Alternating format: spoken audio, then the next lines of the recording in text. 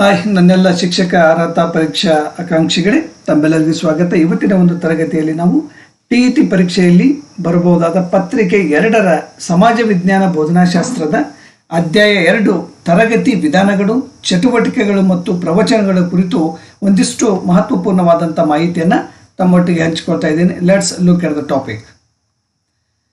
ಅಧ್ಯಾಯ 2 ತರಗತಿ ವಿಧಾನಗಳು, ಚಟುವಟಿಕೆಗಳು ಮತ್ತು ಪ್ರವಚನಗಳು.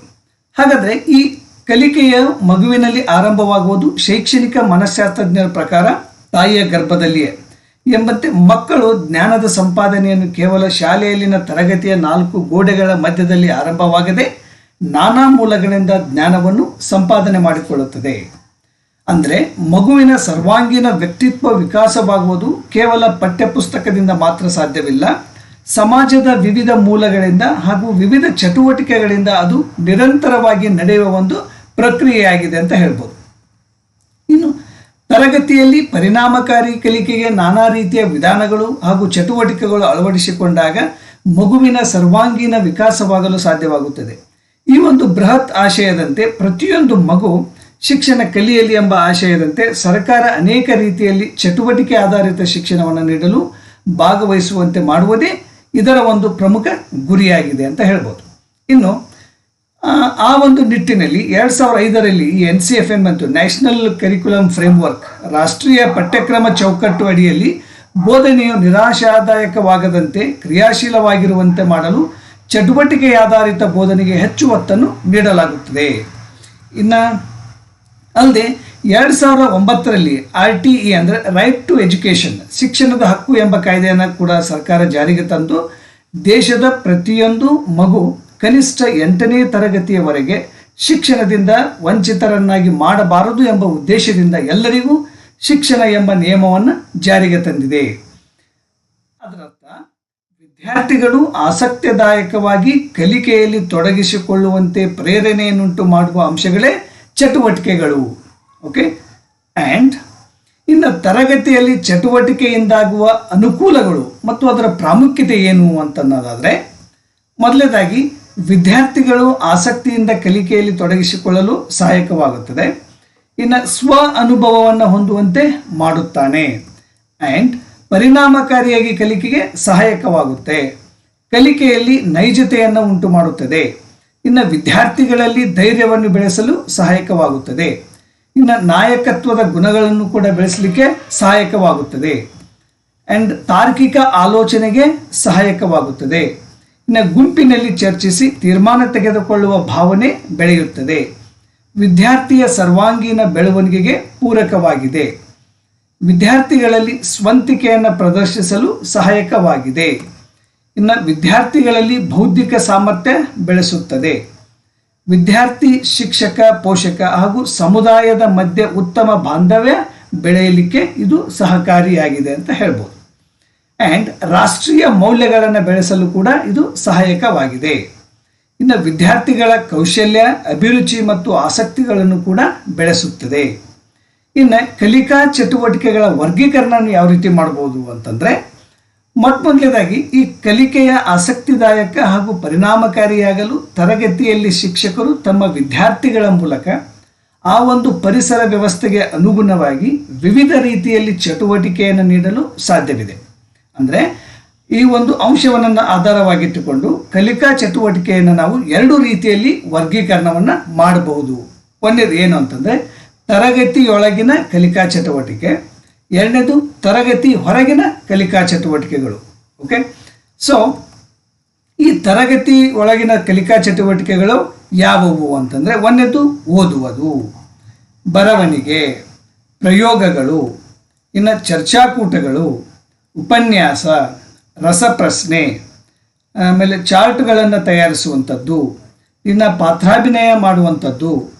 ಓಕೆ, ಇನ್ನು ತರಗತಿಯ ಹೊರಗಿನ ಕಲಿಕಾ ಚಟುವಟಿಕೆಗಳು ಯಾವುವು ಅಂತಂದರೆ ಪ್ರವಾಸ ಮಾಡುವಂಥದ್ದು, ಕ್ಷೇತ್ರ ದರ್ಶನ ಅಥವಾ ಹೊರ ಸಂಚಾರವನ್ನು ಮಾಡುವಂಥದ್ದು, ಸಂದರ್ಶನಗಳನ್ನು ಮಾಡುವಂಥದ್ದು, ವಸ್ತು ಪ್ರದರ್ಶನವನ್ನು ಮಾಡುವಂಥದ್ದು, ಸಾಮಾಜಿಕ ಆಂದೋಲನಗಳನ್ನು ಹಮ್ಮಿಕೊಳ್ಳುವಂಥದ್ದು, ಇನ್ನು ಸೇವಾ ಚಟುವಟಿಕೆಗಳನ್ನು ಆಯೋಜಿಸುವುದು, ಇನ್ನು ಉದ್ಯಾನವನ್ನು ನಿರ್ಮಾಣ ಮಾಡುವಂಥ ಕೆಲಸವನ್ನು ಕೈಗೆತ್ತಿಕೊಳ್ಳುವುದು. ಸೊ ಹೀಗೆ ಶಿಕ್ಷಕರು ತರಗತಿಯಲ್ಲಿ ಇಂತಹ ಅನೇಕ ಚಟುವಟಿಕೆಗಳನ್ನು ಅನುಸರಿಸಿಕೊಂಡು ಬೋಧನೆಗೆ ಸೂಕ್ತವಾದಂಥ ವಾತಾವರಣವನ್ನು ನಿರ್ಮಿಸಿಕೊಳ್ಳಲು ಬಹಳ ಸೂಕ್ತವಾದಂಥ ವಿಧಾನವಾಗಿದೆ ಅಂತ ಹೇಳ್ಬೋದು. ಹಾಗೆಯೇ ಈ ಒಂದು ಅಂಶವನ್ನು ಯಶಸ್ವಿಯಾಗಿ ನಿರ್ವಹಿಸಲು ಶಿಕ್ಷಕರಾದವರು ಈ ಕೆಳಗಿನ ಹಂತಗಳನ್ನು ನಿರ್ವಹಿಸಬೇಕಾಗುತ್ತೆ ಅಂತ. ಯಾವುವು ಅಂದರೆ, ಮೊದಲನೇದಾಗಿ ಶಿಕ್ಷಕರು ಪೂರ್ವ ತಯಾರಿಯನ್ನು ಮಾಡ್ಕೋಬೇಕು, ಸಾಕಷ್ಟು ಪೂರ್ವ ತಯಾರಿಯನ್ನು ಮಾಡ್ಕೋಬೇಕಾಗುತ್ತೆ. ಎರಡನೇದಾಗಿ ವಿದ್ಯಾರ್ಥಿಗಳ ಪೂರ್ವ ತಯಾರಿಕೆಯೂ ಕೂಡ ಇಲ್ಲಿ ಭಾಳ ಇಂಪಾರ್ಟೆಂಟ್ ಆಗುತ್ತೆ. ಇನ್ನು ಮೂರನೇದಾಗಿ ಕಾರ್ಯಚಟುವಟಿಕೆಗಳನ್ನು ನಾವು ಪ್ಲ್ಯಾನ್ ಮಾಡಬೇಕಾಗತ್ತೆ ಅಂತ. ಇನ್ನು ನಾಲ್ಕನೇದಾಗಿ ಸೂಕ್ತವಾದಂಥ ಮಾರ್ಗದರ್ಶನವನ್ನು ಕೂಡ ನೀಡಬೇಕಾಗುತ್ತೆ ಮಕ್ಕಳಿಗೆ. ಆ್ಯಂಡ್ ಮೌಲ್ಯಮಾಪನವನ್ನು ಕೂಡ ಮಾಡಬೇಕಾಗುತ್ತೆ. ಸೊ ಇದಿಷ್ಟು ನಾವು ಶಿಕ್ಷಕರಾದಂಥವರು ಈ ಎಲ್ಲ ಅಂಶಗಳನ್ನು ಗಮನದಲ್ಲಿಟ್ಕೊಂಡು ನಾವು ಚಟುವಟಿಕೆಗಳನ್ನು ಆಯೋಜನೆ ಮಾಡಲಿಕ್ಕೆ ಮಕ್ಕಳಿಗೆ ಸರಿಯಾದ ರೀತಿ ಮಾರ್ಗದರ್ಶನ ಮಾಡ್ಬೋದು ಅಂತ ಹೇಳ್ಬೋದು. ಮತ್ತು ಇನ್ನು ಕಲಿಕಾ ಚಟುವಟಿಕೆಗಳ ಆಯ್ಕೆಯ ಸಂದರ್ಭದಲ್ಲಿ ಪಾಲಿಸಬೇಕಾದಂಥ ನಿಯಮಗಳು ಯಾವುವು ಅಂದರೆ, ಶಿಕ್ಷಕರು ಸಾಮಾಜಿಕ ವಿಜ್ಞಾನ ವಿಷಯದ ಬೋಧನೆಗೆ ಸಂಬಂಧಿಸಿದಂತೆ ತಮ್ಮ ತರಗತಿಯಲ್ಲಿ ವಿದ್ಯಾರ್ಥಿಗಳನ್ನು ಆಸಕ್ತಿದಾಯಕವಾಗಿ ಕಲಿಕೆಯಲ್ಲಿ ತೊಡಗಿಕೊಳ್ಳುವಂತೆ ಮಾಡಲು ಹಾಗೂ ಪರಿಣಾಮಕಾರಿ ಕಲಿಕೆಗೆ ವಿವಿಧ ರೀತಿಯ ಚಟುವಟಿಕೆಗಳನ್ನು ನೀಡಬೇಕಾದರೆ ಕೆಲವೊಂದು ಮುನ್ನೆಚ್ಚರಿಕೆಯ ನಿಯಮಗಳನ್ನು ಪಾಲಿಸುವುದು ಬಹಳ ಸೂಕ್ತವಾಗಿದೆ. ಹಾಗಾದರೆ ಆ ಮುನ್ನೆಚ್ಚರಿಕೆ ಕ್ರಮಗಳು ಯಾವುವು ಅಂತಂದರೆ, ಒಂದನೇದು, ನೀಡಿರುವ ಚಟುವಟಿಕೆಯು ಕಲಿಕಾ ವಿಷಯಕ್ಕೆ ಸಂಬಂಧಿಸಿರಬೇಕು ಅಥವಾ ಪೂರಕವಾಗಿರಬೇಕು. ಎರಡನೇದು, ವಿದ್ಯಾರ್ಥಿಗಳು ಚಟುವಟಿಕೆಯಲ್ಲಿ ಆಸಕ್ತಿದಾಯಕವಾಗಿ ಭಾಗವಹಿಸುವಂತಿರಬೇಕು. ಮೂರನೇದಾಗಿ, ಚಟುವಟಿಕೆಯು ವಿದ್ಯಾರ್ಥಿಗಳ ಸಾಮರ್ಥ್ಯಕ್ಕೆ ಅನುಗುಣವಾಗಿರಬೇಕು. ಇನ್ನು ನಾಲ್ಕನೇ ಅಂಶ, ವಸ್ತುನಿಷ್ಠವಾಗಿರಬೇಕು. ಐದನೇದು, ವಿದ್ಯಾರ್ಥಿಗಳು ಕ್ರಿಯಾಶೀಲತೆಯಿಂದ ಭಾಗವಹಿಸುವಂತಿರಬೇಕು. ಇನ್ನು ವಿದ್ಯಾರ್ಥಿಗಳಿಗೆ ಕಲಿಕೆಗೆ ಪ್ರೇರಣೆಯನ್ನು ಮಾಡುವಂತಿರಬೇಕು. ಆಮೇಲೆ ಆರ್ಥಿಕವಾಗಿ ಹೊರೆಯಾಗುವಂತಿರಬಾರದು, ಅಪಾಯಕ್ಕೆ ಅವಕಾಶ ಮಾಡಿಕೊಡುವಂತಿರಬಾರದು. ಇನ್ನು ಪಾಯಿಂಟ್ ನಂಬರ್ 9, ಶಾಲಾ ಅವಧಿ ಮತ್ತು ವೇಳಾಪಟ್ಟಿಗೆ ತೊಂದರೆಯಾಗದಂತಿರಬೇಕು. ಇನ್ನು 10ನೇದು, ನಿಗದಿತ ಅವಧಿಯಲ್ಲಿ ಪೂರೈಸುವಂತಿರಬೇಕು. ಸೊ ಇವಿಷ್ಟು ನಾವು ಒಂದಷ್ಟು ಮುನ್ನೆಚ್ಚರಿಕೆ ಕ್ರಮಗಳನ್ನು ವಹಿಸಬೇಕು. ಇನ್ನು ಕಲಿಕಾ ಚಟುವಟಿಕೆಯಲ್ಲಿ ಅನುಸರಿಸಬೇಕಾದಂಥ ಹಂತಗಳು ಯಾವುವು ಅಂತಂದರೆ, ಮೊದಲನೇದಾಗಿ ವಿಷಯದ ಆಯ್ಕೆ. ನಾವು ಏನೆಲ್ಲ ಚಟುವಟಿಕೆಯನ್ನು ಮಾಡ್ತಾ ಇದ್ದೀವಿ, ಯಾವ ವಿಷಯದ ಮೇಲೆ ಮಾಡಬೇಕು ಅನ್ನೋದು ಆ ವಿಷಯದ ಆಯ್ಕೆಯನ್ನು ಮಾಡ್ಕೋಬೇಕು. ಎರಡನೇದಾಗಿ ಯೋಜನೆಯನ್ನು ಮಾಡಬೇಕು, ಪ್ಲ್ಯಾನ್ ಮಾಡಬೇಕು. ಮೂರನೇದಾಗಿ ಅದನ್ನು ಕಾರ್ಯಾಚರಣೆ ಮಾಡುವಂಥದ್ದು, ಎಕ್ಸಿಕ್ಯೂಟ್ ಮಾಡುವಂಥದ್ದು ಯಾವ ರೀತಿ ಅಂತ. ಇನ್ನು 4ನೇ ಸ್ಟೇಜು ಮೌಲ್ಯಮಾಪನ ಯಾವ ರೀತಿ ಆಗಬೇಕು ಅನ್ನೋದ್ರ ಕುರಿತು ನಮ್ಮೊಂದಿಷ್ಟು ಹಂತಗಳನ್ನು ಅನುಸರಿಸಬೇಕಾಗುತ್ತೆ. ಇನ್ನು ವಿಷಯದ ಆಯ್ಕೆ. ಈ ವಿಷಯದ ಆಯ್ಕೆ ಏನು? ಇಲ್ಲಿ ಶಿಕ್ಷಕರು ವಿದ್ಯಾರ್ಥಿಗಳಿಗೆ ಚಟುವಟಿಕೆಯನ್ನು ನೀಡುವಾಗ ಆ ಮಗುವಿನ ಸಾಮರ್ಥ್ಯವನ್ನು ಅರಿತುಕೊಂಡು ಸೂಕ್ತವಾದ ವಿಷಯವನ್ನು ಹಂಚಿಕೆ ಮಾಡಬೇಕು. ಇಲ್ಲದಿದ್ದರೆ ಸ್ವತಃ ಆ ವಿದ್ಯಾರ್ಥಿಗೆ ಅಥವಾ ಆ ಗುಂಪಿಗೆ ಒಂದು ಚಟುವಟಿಕೆಯನ್ನು ಆಯ್ಕೆ ಮಾಡಿಕೊಳ್ಳಲು ತಿಳಿಸಿದರೆ ಸೂಕ್ತವಾಗುತ್ತದೆ.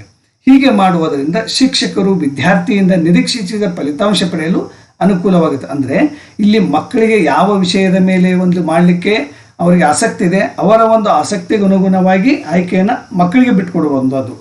ಸೊ ಆದ್ದರಿಂದ ಅಲ್ಲಿ ವಿಷಯ ಆಯ್ಕೆ ಸರಿಯಾಗಿ ಆಗುತ್ತೆ, ಅದು ಪರಿಣಾಮಕಾರಿಯಾಗಿ ಅವರು ಮಾಡಲಿಕ್ಕೆ ಸಾಧ್ಯ ಆಗುತ್ತೆ ಅಂತ.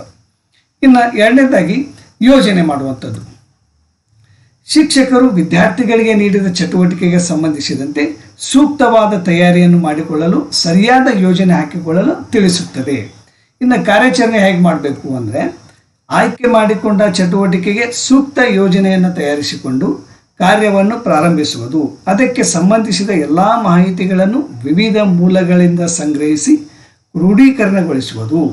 ಈ ಒಂದು ಹಂತದಲ್ಲಿ ಶಿಕ್ಷಕರು ವಿದ್ಯಾರ್ಥಿಗಳಿಗೆ ಸೂಕ್ತ ರೀತಿಯಲ್ಲಿ ಮಾರ್ಗದರ್ಶನ ಮತ್ತು ಸಲಹೆಗಳನ್ನು ನೀಡುತ್ತಾ ಹೋಗಬೇಕು ಅಂತ. ಇನ್ನು ಮೌಲ್ಯಮಾಪನ. ಅಂತಿಮವಾಗಿ ಶಿಕ್ಷಕರು ವಿದ್ಯಾರ್ಥಿಗಳು ಕೈಗೊಂಡಿರುವ ಚಟುವಟಿಕೆಯನ್ನು ಆಧರಿಸಿ ಮೌಲ್ಯಮಾಪನ ಮಾಡುವುದು ಅಂತ. ಸೊ ಇದಿಷ್ಟು ನಾನು ಅಧ್ಯಾಯ 2ರ ಕುರಿತು ತಮ್ಮೊಟ್ಟಿಗೆ ಒಂದಿಷ್ಟು ಮಹತ್ವಪೂರ್ಣವಾದಂಥ ಮಾಹಿತಿಯನ್ನು ತಮ್ಮೊಟ್ಟಿಗೆ ಹಂಚಿಕೊಂಡಿದ್ದೀನಿ. ಸ್ನೇಹಿತರೆ, ಈ ವಿಡಿಯೋ ಇಷ್ಟ ಆದರೆ ಪ್ಲೀಸ್ ಸಬ್ಸ್ಕ್ರೈಬ್ ಮಾಡಿ, ಲೈಕ್ ಮಾಡಿ, ಕಮೆಂಟ್ ಮಾಡಿ, ಹಾಗೂ ನಿಮ್ಮೆಲ್ಲ ಮಿತ್ರರೊಂದಿಗೆ ಈ ವಿಡಿಯೋನ ಶೇರ್ ಮಾಡ್ಕೊಳ್ಳಿ. Till then, take care. Thank you.